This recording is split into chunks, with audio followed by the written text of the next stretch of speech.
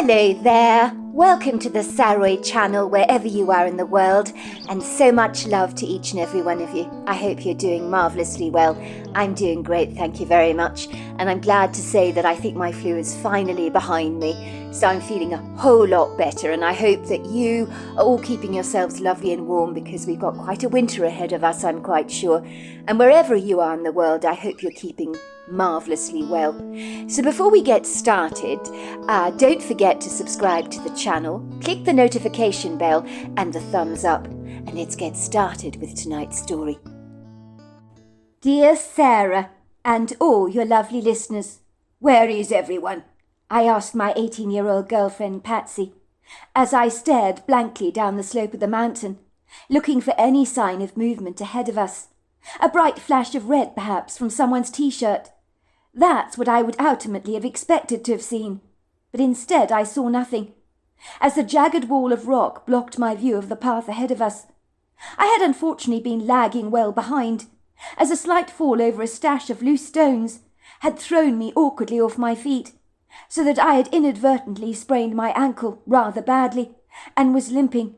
But to be fair, I had assured everyone on the hike that was with me that I'd be as right as rain before long, between gritted teeth, as I was trying my best to be brave, blindly ignoring the shooting spasms of pain in my ankle that refused to abate. I had actively encouraged the hiking group to unwaveringly move ahead along the path, and I would soon catch up with them, as I was sure the pain would dissipate. Our tour guide Mathis had asked me if I was sure I was all right, and I had promptly insisted I would be absolutely fine.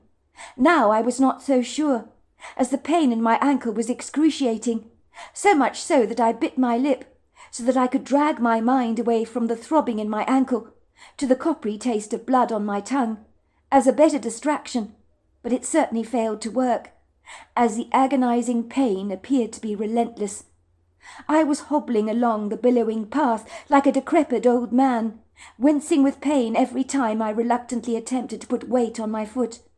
I crawled very gingerly over the undulating terrain that swelled with jagged rocks and patches of grass that peered through little crevices and creeks, as occasionally the alpine flowers would peek through the ground, showering the footpath in a pretty scattering of pink.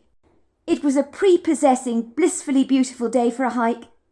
The weather was pretty close to perfect, and not too hot sunshine shone warmly on our shoulders and backs, and after a cold, rather bleak winter, the sunshine was gladly appreciated to everyone in our group, who was happy to embrace the promise of summer again.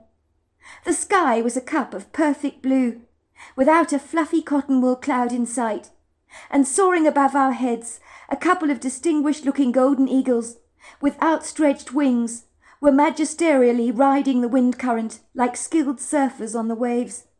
I craned my neck to watch these mesmerizing aerial performances, and in that split second the stones beneath my feet slid forward.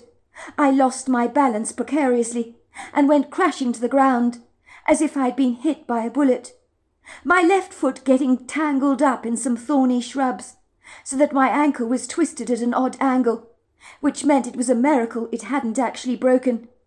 It would seem our hiking group had charged ahead of us, leaving me and my girlfriend Patsy far behind them.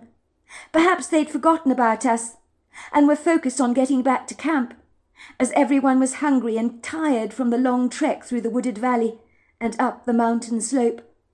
Patsy, my girlfriend, looked heartily annoyed. Her face seemed to lose its prettiness when she became mad. She let out a sizable frown.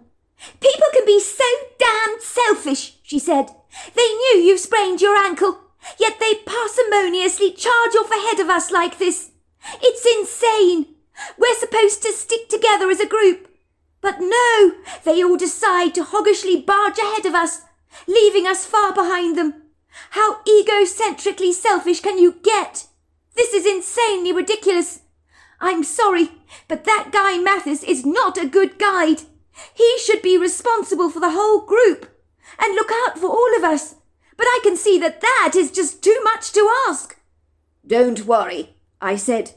"I have slowed down everyone significantly after spraining my ankle. You can't blame them for marching ahead like that. Everyone is tired and hungry. It's easy to lose focus. I might have done the same in their shoes. There's nothing worse than one person slowing down the entire party, especially when everyone's eager to get back to camp. It's been a long afternoon, and everyone is understandably fatigued, if not a little grumpy because they're hangry. It happens. Don't be mad at them. How can you say that, Jaden?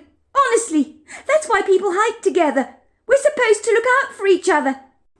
Imagine, for example, climbing Mount Everest and promptly abandoning half your party. You stick together, don't you? It's a code of ethics, is it not? And no one in this group knows the meaning of that. It's disgusting. I listened to see if I could hear the voices of our group ahead of us, but the wind was blowing in the opposite direction, carrying our fellow hikers further away from us. There was no sign or sighting of the hikers anywhere, but at the painstakingly slow pace I was going in, it would seem there was no way me and my girlfriend Patsy would be able to catch up with them at this rate, which was more than a little frustrating. Patsy was impatiently tetchy at the best of times, and was exceedingly exasperated. My sprained ankle was refusing to get any better, and I knew my walking was dramatically impeded. By the time I finally got back to camp, it would soon be getting dark. I was moving at an unenviable snail's pace, and would potentially have to crawl back to camp if needs must, flinching in pain all the way there. Patsy placed her hands rather defiantly on her hips, unable to disguise the peevish annoyance that blistered her face in a series of prominent frown lines. "It's so bloody typical, isn't it?" she ranted angrily. "Excuse the bad language, Jaden, but I can't help myself. I'm really pissed. What's wrong with those people barging ahead of us like this, without so much as a bye or leave, not bothering to exhibit any common courtesy whatsoever? It might do them well to learn some civility." Patsy paused for a long moment, seeming to think long and hard about what to do about our circumstances, and then she said assertively, "I better leave you here, Jaden, and go on the footpath ahead to catch up with the others, to tell them that you need proper help. I don't think you can possibly walk on that retarded ankle of yours. You're going to need help." Patsy removed her floppy sun hat from her head, as if such an action would make her think more clearer. She then replaced it over her auburn shoulder-length hair. "I'd never have come on this hike if I knew we'd be hanging around such self-centered people like this," she said grimly. "They're supposed to be friends of your cousin Lisa's. My foot! If these are friends, who needs enemies?" she said sarcastically, her lips twitching with affronted indignation. "You're being unfair," I told her. "I don't think you would feel this way about them if I hadn't taken an unfortunate tumble over those loose stones. I think everyone in the group got distracted. For all you know, they probably think I'm walking with them now, and that they have no clue that they've left us far behind them. They probably think we're around the very next bend. There's so many twists and turns on this trail." My girlfriend frowned. "You're too nice about people, Jaden. That's your problem. Always believing the best in people and giving them the benefit of the doubt. I'm much more cynical than you, I'm afraid. I don't have much faith in human nature. I've been let down too many times by too many people, and I'm sorry, but your cousin's friends are a little eccentric, to say the very least. And if they haven't noticed we're not with them, then they really aren't paying any attention. That sucks big time. As far as I'm concerned, you should always be vigilant when you're on a hike of any kind, checking that everyone is in the party with you. But no, that's too much to ask, isn't it?" "It'll be better in a moment. My ankle, I mean," I assured my girlfriend. "Just give it a second or so." Patsy's face was shrouded in doubt, as I hobbled precariously behind her, wincing in pain, trying my best to soothe her inflamed infuriation, but it was not working. My girlfriend looked like she wanted to punch someone in the face. She appeared mad. I wondered if bringing her along on this 3-day hike had been a good idea after all. I noticed her skin had grown red, and she was strutting forward, kicking the footpath like an angry elephant, even though she was a little on the skinny side. Soon, with a great deal of a struggle on my part, we managed to approach the crest of the slope. "Look, I'm sure I'm going to be all right," I assured her. Give me a little more time for the pain to settle down, would you?" I practically begged her, but my girlfriend refused to listen. "Are you kidding me, Jaden? What are you smoking? I don't think your ankle is going to get better in a hurry. You know it, and I know it. Your face is contorted in pain. I can see you wincing every time you put weight on your foot. You're trying to hide it well from me, but I'm no idiot. You had a bad fall. I saw how you twisted that foot of yours when you got caught up in that shrub. You're not moving any faster, and if you think you're going to get moving, you're deluding yourself. The pain is not going to just magically disappear like that. I've got news for you. It's your body telling you not to walk on that leg, and you need to listen to the pain. It's there for a reason. I'm going to go and get help. You stay here. I need to catch up with the others, and when I do, I'm going to rain fire, hell, and damnation on them all. And by the time I'm finished with them, they'll wish that they've never been born." "Don't be too hard on them, Patsy," I warned her. "Try and be nice, will you? Don't make a big deal out of this." I hasten to say my girlfriend's desire to get help for me was reassuring, and I felt a huge sense of relief wash over me, like a soothing rain shower. I knew in my heart that I couldn't get any further on this foot of mine, so I reluctantly sat down on the hilly slope of the shingly footpath and nodded to her. "I guess you're right. I don't think this ankle of mine is going to get better quickly. I think I've done more damage to it than I care to admit. It's just so damn inconvenient, isn't it? I'm sorry to be such a wet blanket and to ruin this hike for you. But you're right. There is no way I can go any further on this ankle of mine. It's such a bummer, but it is what it is, I suppose. If I had not been craning my neck to watch those spectacular golden eagles soaring in the heavens above, none of this would have happened. And such sightings are more common in winter, where the birds feed on salmon and animal carcasses. So it was too good to be true to see them." "Don't talk like that, Jaden. If only I had done this, or if only I had done that. It's all ineffectual chatter. It's impotent, a complete waste of time. I personally wouldn't have missed watching those golden eagles soaring in the skies above us for all the tea in China. It's unfortunate that you lost your footing, but let's not kid. Some of those stones on the footpath are far too loose and can drag you forwards if you're not paying attention. I nearly slipped on numerous occasions myself. They should warn people about the footpath. It's precarious, to say the very least.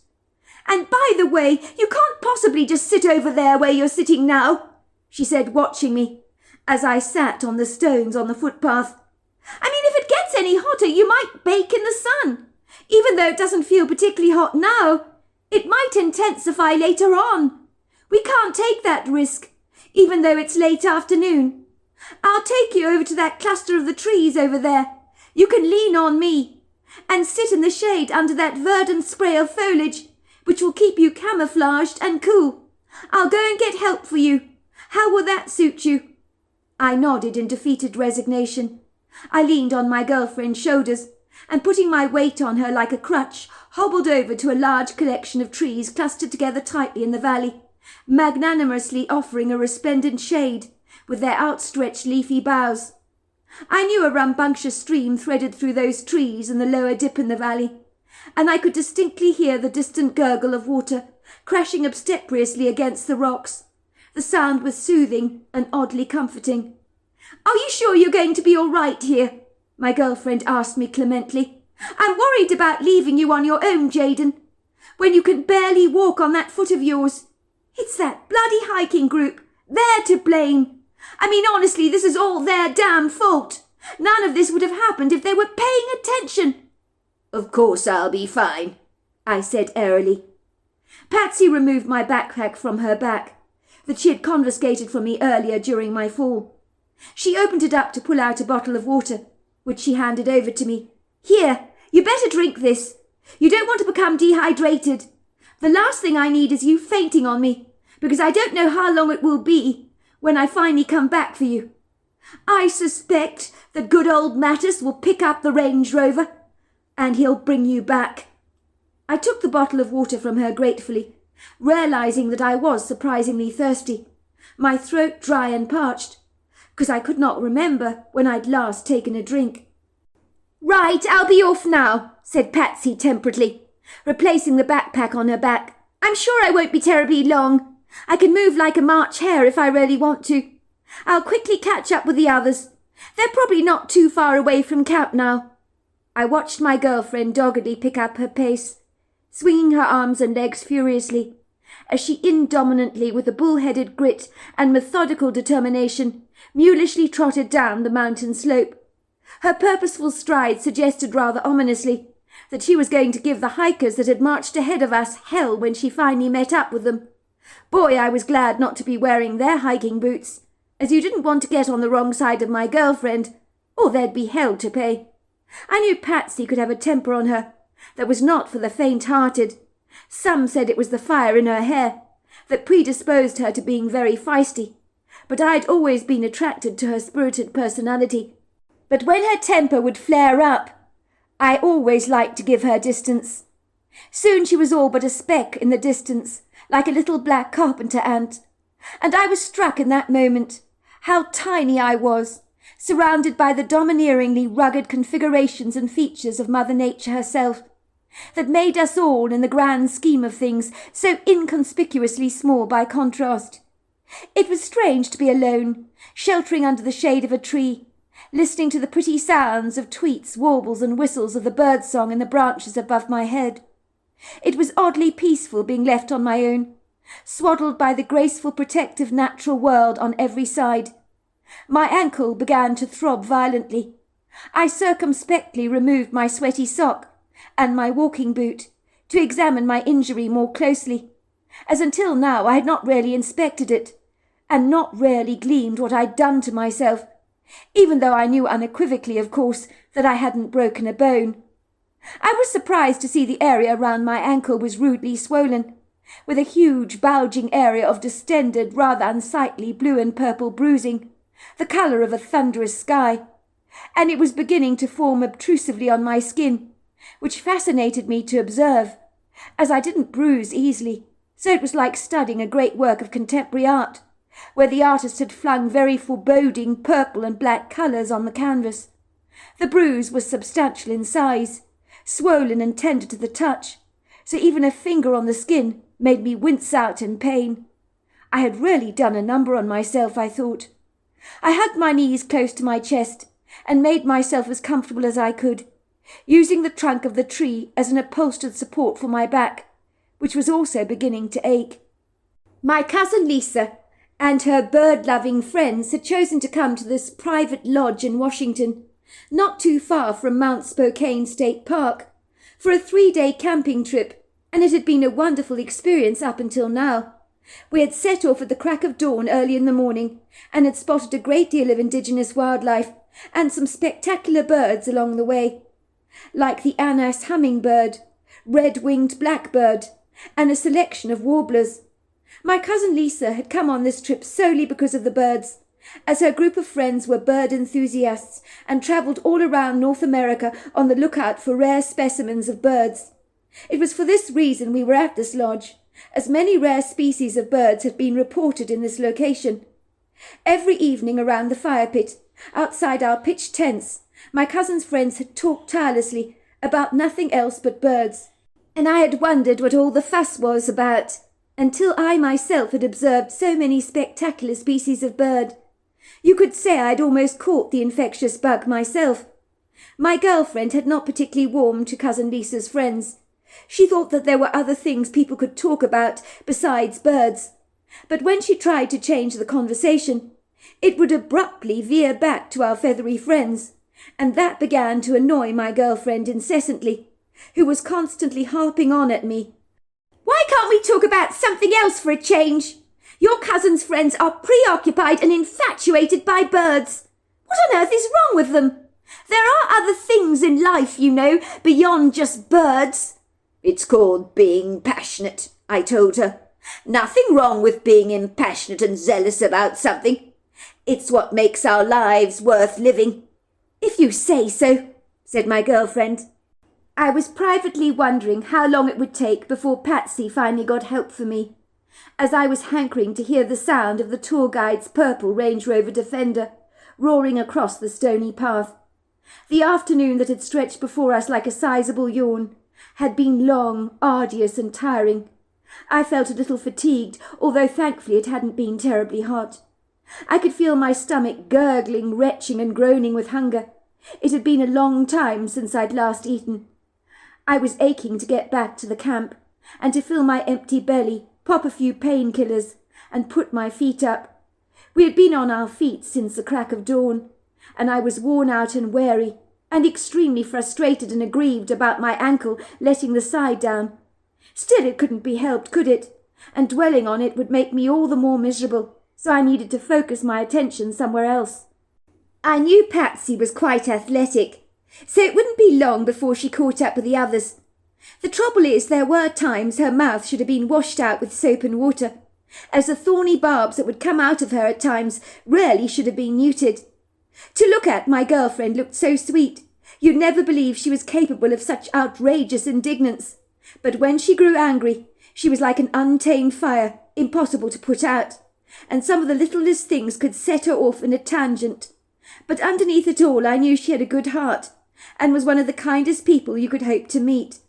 My mother didn't like her at all, as she was blunt and in your face, and not afraid to randomly throw out swear words, which my mother found offensive. She was forever telling my girlfriend, "There's no need to swear like a sailor in our home, or to have a mouth like a potty, as it's unbecoming for a young lady. I would prefer it, Patsy, if you didn't swear in front of my children," she had said time and time again, always telling my younger siblings to block their ears if my girlfriend used bad words in front of them. I remember a prime example of my girlfriend's scornful behaviour happened one night over dinner at our house in Spokane, Washington. My little brother began to stick out his tongue at my mother because he didn't want to eat the carrots on his dinner plate, and was having a little hissy fit, slamming his fists on the table. "I'm not going to eat the carrots, 'cause I hate them," he said with an outrageous indignance. "If you don't eat your carrots, love, there'll be no ice cream," my mother had told him firmly. My brother promptly stuck out his tongue at my mother and said, "I hate you, Mummy. You're the worst mummy in the entire world. My friend Tommy doesn't have to eat carrots, but you're mean." "Well then, little Tommy is not going to grow up big and strong, is he? Because he doesn't eat his carrots. Boys that don't eat carrots don't grow big," my mother had said obsequiously. My brother's hostility to eating his carrots set my girlfriend off. She threw a wobbly. "Don't stick out your tongue at your mother like that, you spoilt little brat," she shrieked unabashedly at my brother. "There's starving kids in Africa that would be grateful for those carrots, you know." "I don't care about that," said my brother. "You can send the carrots to them in the post if you like," he said sarcastically, pushing his plate over to my girlfriend, as if half expecting her to place them in an airtight envelope with an African address on the front. "You think you're so clever, don't you?" said my girlfriend. "Got an answer for everything, have you?" My mother had not appreciated my girlfriend interfering with her disciplining of my little brother, and I could see she was aggrieved by Patsy's determination to nip my brother's bad behaviour in the bud. That was Patsy for you, not afraid to express her opinion on anything, even if she chose to cause offence in the process. Maybe it was the quintessential reason I was attracted to her in the first place. She wasn't afraid to be controversial and to speak her mind, and I admired her for that, but my mother clearly did not. "Why can't you go out with a nice girl, Jaden?" she would tell me over and over again. "That girlfriend of yours has a mouth on her like a sewer. You really know how to pick them, love." "Mum, she's just passionate about things, that's all. I'd sooner have a passionate girlfriend who has my back and cares about me, rather than an insouciant, impassive girlfriend who says all the right things, even if she doesn't actually mean them. Whatever you might think about Patsy, she's loyal and dependable, and that's a big deal to me." "Her crude tongue is the problem, love," said my mother. "There's some things you don't articulate to keep the peace, but your girlfriend crosses those social boundaries. I'm sorry, but she does." As I was comfortably sitting back under the cooling branches of the tree that dappled my face in a pleasing, rather agreeable shade, I reflected on my girlfriend's reactions to the hiking party, when she finally did catch up with them. I could see her standing there in my mind's eye, with angry hands on her hips, glaring at them furiously, and saying to them in a condescending tone of voice, "I hope you lot are proud of yourselves, sauntering off in the way you did. You left us far behind. Jaden can't walk any further. He needs help. Did you even stop to consider his condition after he had that nasty fall? No, of course you didn't. It might interest you to know he's had a great deal of pain on that ankle of his. He can't put any weight on it, so it's impossible for him to walk. I hope you lot are proud of yourselves." All of a sudden, my lingering on how Patsy would react when she caught up with her fellow hikers was promptly distracted by what I can only describe as what sounded like a dog shaking his coat after a swim. I knew the sound well. We had 2 shaggy dogs back at home that were always diving ebulliently into the water to retrieve sticks, and shaking their coats after they'd been in the water was common. In a trice, a wet spray seemed to be landing on my body, sprinkling me with droplets of water through the trees, as if I'd walked past a garden hose. I knew I was sitting further away from the stream, on a higher elevation on the hillside. So where had the mysterious droplets of water come from, I wondered? There had been no rain in the area recently, and the leaves on the branches were very dry. And that was when I noticed through the billowing branches of the trees, sprinkled heavily with pale green leaves, what I discerned was a lofty, somewhat shadowy, tenebrific silhouette that appeared to be shaking its body rather vigorously, like a quaking aspen tree. My first natural thought that flew into my head was, what the hell is that? I scrunched up my eyes in the hope that such a focused ocular manoeuvre would make me see this thing more clearly, as the overhanging leafy curtain of foliage across my face appeared to block out most of my view, and made everything I observed somewhat vague and obscure. I knew it wasn't a bear that I was seeing, although this Herculean-sized thing was covered in long, flowing, dark brown hair. Ostensibly, this thing possessed the distinctive stature of a man, and was far bigger and more powerful than a black bear. It was standing upright on 2 legs, with overlong arms that trailed well below the knee area, and the body was densely muscular. The hair that was clinging to the body was soaking wet, exactly like that of a shaggy dog. I knew at once that this thing must have taken a dip in the stream in the lower valley, and climbed up the hill to shake out its coat, not far from where I was sitting, which was why some of the water droplets had been fired at me indiscriminately, unbeknown to this creature, who seemed to be able to shake out its coat over a large expansive area, and by the looks of things, there was a lot of water locked up in that hair of his. In a trice, I found myself looking at the distinctive, undeniable profile of the creature up closer, and that was when I knew that I was looking at a Bigfoot. I think I threw my hands over my mouth, gasping in astonishment. I don't mind admitting that encountering a Bigfoot is the last thing I would envisage happening to me, but there he was, standing there larger than life, and the reality of what I was seeing slapped all my doubts about the creature's existence hard in the face. It was a rude wake-up call for me, realizing in a stunned horror that these cryptic creatures actually exist here in North America, something I stubbornly was resistant about believing for a long time, owing to having quite a scientific mindset and being taught by teachers in the past, close-minded to anything that could not be proved. So their indelible, well-meaning influences on my life had been dramatic. I was now staring at this creature with such confoundment, feeling certain that I had to be dreaming. It couldn't be real, could it? I closed my eyes for a second time, and slowly but surely rather reluctantly opened them again. I was certain the creature would be gone, and then I could deny to myself that I'd seen it at all, because somehow lying to myself about what I'd seen was so much easier than accepting the cold hard truth. The creature stood there staring at me, without so much as saying a word, and as funny as this may sound, I got a profound sense he was reading my thoughts, and was beginning to enjoy rubbing his presence in my face, so that I could not deny his existence. It was almost like he was saying to me, "There you are. I'm real. Get over it." I could see the rise and fall of its chest as the creature breathed, but the expression on his face told me little of what he was actually thinking. I do, however, believe I caught him off guard. He had not expected to see me, and was not certain about how to react to my presence. But seeing him up close and personal, only yards away from where I was sitting under the tree, I knew at once he was non-aggressive. I guess his eyes were the big giveaway. People say the eyes are the windows of the soul, and they're absolutely right about that. I've heard stories of people encountering evil people in horrific crime scenarios, and the first thing they'll say to you is the eyes of the killer were vacuously dark and empty, as if the perpetrator himself had absolutely no soul.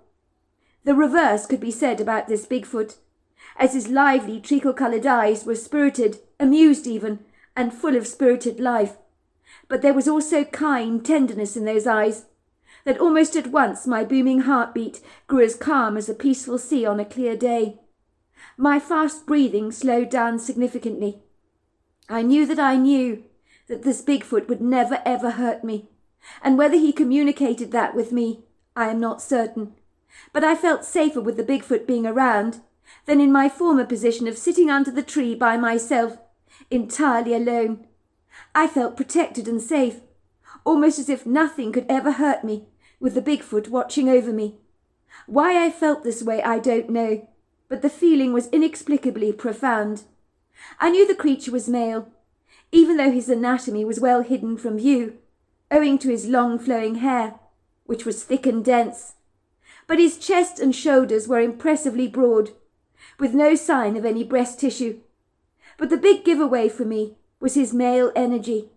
He was a powerful creature, and even among his own kind, I suspected he demanded respect wherever he went. He had that leadership quality about him that reminded me of an Indian chief who leads and directs the way of his followers.